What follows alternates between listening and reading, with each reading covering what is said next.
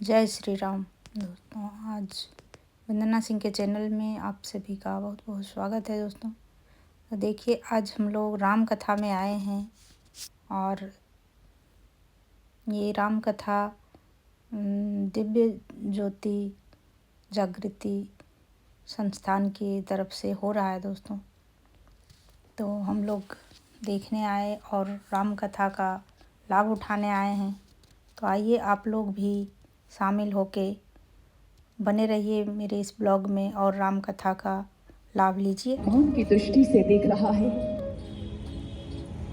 भरत जी ने कभी भी किसी प्रकार भी ऐसी दृष्टि प्रेम ही पाया था अपने प्रजाजन से, लेकिन आज उनकी दृष्टि का सामना वे स्वयं नहीं कर पा रहे, परंतु कारण नहीं जानते क्या हुआ है। और उस समय जब नगर में प्रवेश किया तदोपरांत है मंत्रा कहने लगी, आप चले आए राजकुमार, आपकी माता आपकी बड़ी अधीरता से प्रतीक्षा कर रही है। जैसे ही सुना भरत जी कहने लगे, क्या हुआ है? माता का स्वास्थ्य तो उचित है, हाँ सब कुछ उचित है, बस आपकी प्रतीक्षा कर रही है। कोई बहुत ही जरूरी, कोई बहुत आवश्यक आपको समाचार देना है। भरत जी आज उसी समय कहते हैं कैकेयी के पास पहुंचे और वस्त्रों को धारण किए हुए देखा, श्वेत साड़ी में देखा, तो उस समय कहते हैं कि आज जो सृष्टि के आरंभ में मैंने सूर्य को दिया, सूर्य ने आगे मनु को दिया, मनु ने इक्ष्वाकु को दिया, और आज यही आगे चलता चलता अब ये जहाँ लुप्त प्राय हो चुका है, आज मैं तुझे वही ज्ञान दे रहा हूँ। श्री कृष्ण ने अपनी कोई सेल्फ इन्वेंटेड टेक्निक नहीं दी द्वापर में कि मैं नहीं मानता राम के उस सिद्धांत को, मैं अपना द्वापर में नया सिद्धांत चलाऊंगा। नहीं सजनों, वही मार्ग जो भगवान श्री राम ने दिया जनजातियों को, जो भगवान श्री राम ने हनुमान जी को दिया, विभीषण जी को दिया, वही मार्ग।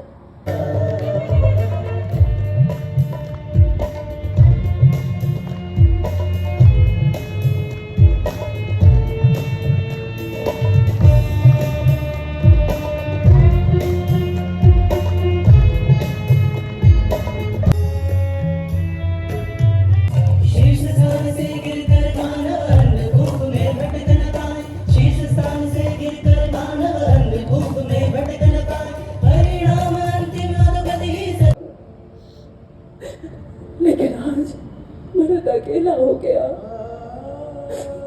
मुझे आज भी प्रभु तुम्हारी गोद चाहिए। मुझे आज भी हृदय का ये भार दूर करने के लिए प्रभु तुम चाहिए।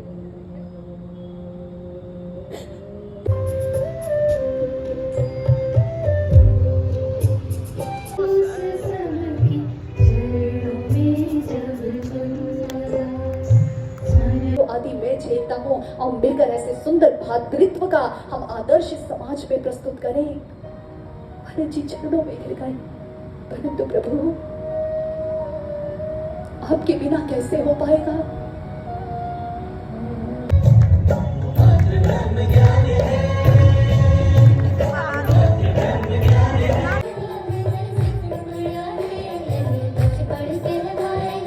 बचपन माँ पहला दे लस्सी बढ़िया बचपन कहवाई जो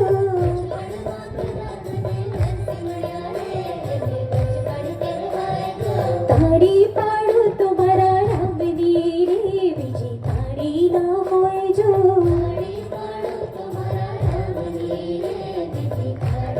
जमीन निकल गई, इतनी बड़ी संपत्ति और इतना पैसा में कैसे? अब देखिए दिमाग कितना चलता है ना इंसान का। अब उसने क्या किया, वापस लौट कर आ गया है सकुशल, क्योंकि अभी भगवान से पंगा नहीं लेना।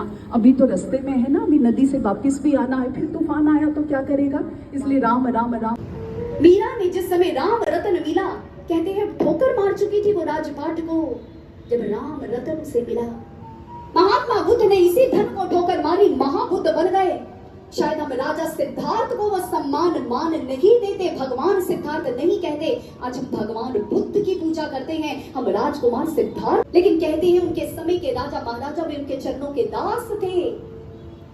आज उनका नाम ले सजनों, उनके समय के किसी राजा को खोजना चाहे, उनके राजा का नाम पता नहीं चलेगा। कबीर दास जी को हम याद करते हैं, फकीर को याद करते हैं, क्यों? क्योंकि उसके पास भक्ति का धन था। इसलिए हनुमान जी ने आज इसी धन को अर्जित किया है। राम नाम का धन है उनके पास है। इसलिए माया जब नागनी बनकर डसने आई हनुमान जी को कोई अंतर नहीं पड़ा। प्रसन्न होकर आगे बढ़ गए कि मैं तो राम का धन लेकर पहले ही चल रहा हूँ, और जब तक राम का काज नहीं करूंगा मैं विश्राम को पाऊंगा नहीं। इसलिए भक्त ही इस माया से बच पाता है। माधव माधव सब भजे, माया सब भजे, माधव भजे न कोय। अरे जो प्राणी माधव भजे तो माया चेरी होए। आप नारायण को पूछोगे माया नागिनी माया, प्रभु भक्त ही बच पाया। माया नागिनी माया, प्रभु भक्त ही बच पाया। माया नागिनी माया, प्रभु भक्त ही बच पाया। माया प्रभु भक्त ही बच पाया। माया नागिनी माया, प्रभु भक्त ही बच पाया। बहुत सुंदर धर्म की हार देख करते सब गुणगान। जय हनुमान जय हनुमान जय हनुमान। सर्वाधिक ब्रह्मादि मुनीसा, सारद नारद सहित अहिसा। जन हुए निजपाल जहाँ थे, कर गोविंद कहि सके कहाँ थे। तुम उपकार सुग्रीव ही कीन्हा, करती की तुमरे भजन राम को पावे, जन्म जन्म के दुख बिसरावे। अंत काल रघुवरपुर जाए, जहाँ जन्म हरि भक्त कहाए।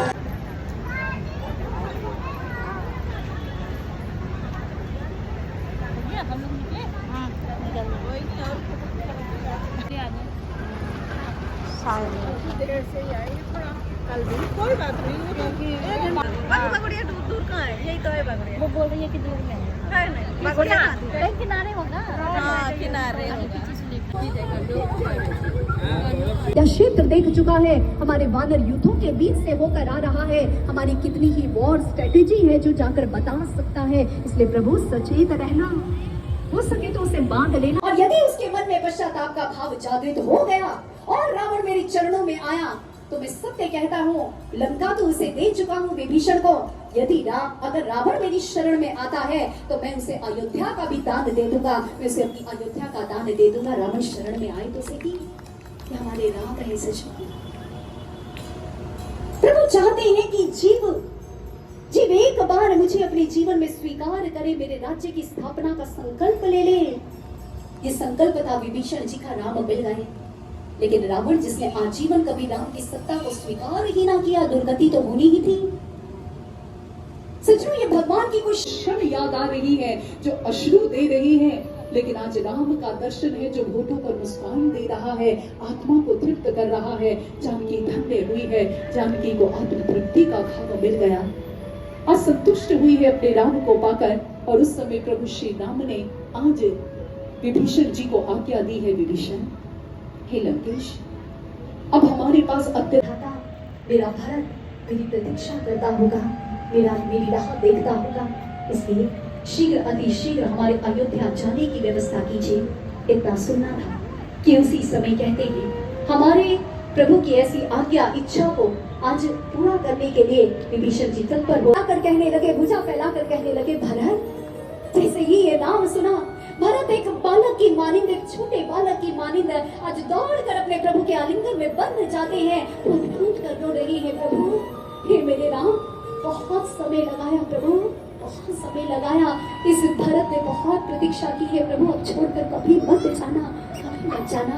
प्रभु आज अपने भरत के अश्रु पहुंच रहे हैं, बार बार आज उन्हें ढाढस दे रहे हैं। और तब उपरांत कहते हैं जिस समय आज आपसे कुछ कहना चाहते हैं? हेलो। आगे रे शुभ दिन, आगे रे राम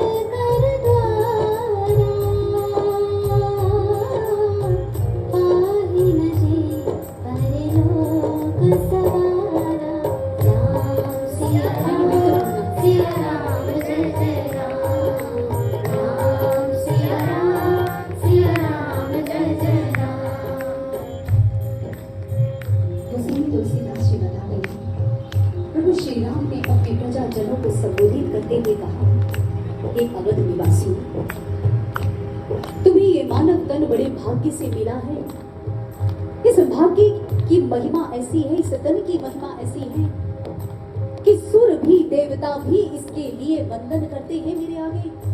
वे भी इस तन की कामना करते हैं, क्योंकि मेरी भक्ति इसी तन में, इस मनुष्य के चोले में ही की जा सकती है।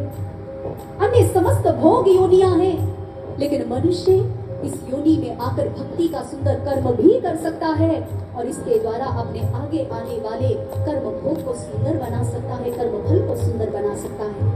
इसलिए बड़े भाग्य मनुष्य तनु पावा, ये बड़े भाग्य से मिला है। अगर कोई व्यक्ति कहता है मेरे जीवन में दुर्भाग्य का साया है, वो झूठ कहता है सचनो, क्योंकि मेरे राम कहते हैं कि मानव तन का मिल जाना ही बड़े भाग्य की निशानी है, क्योंकि यही वो दरवाजा है जो हमें मुक्ति तक लेकर जा सकता है। यही वो द्वार है जो मोक्ष के द्वार खोल सकता है। इसे मानव तन मिला है, अर्थात हम पर प्रभु की असीम कृपा हुई है। पाई न जही परलोक सवारा, हमारे प्रभु कहते हैं, देवता भी इसके लिए तरसते हैं और इसी से आप अपने मुक्ति मोक्ष का द्वार खोल सकते हो। अपने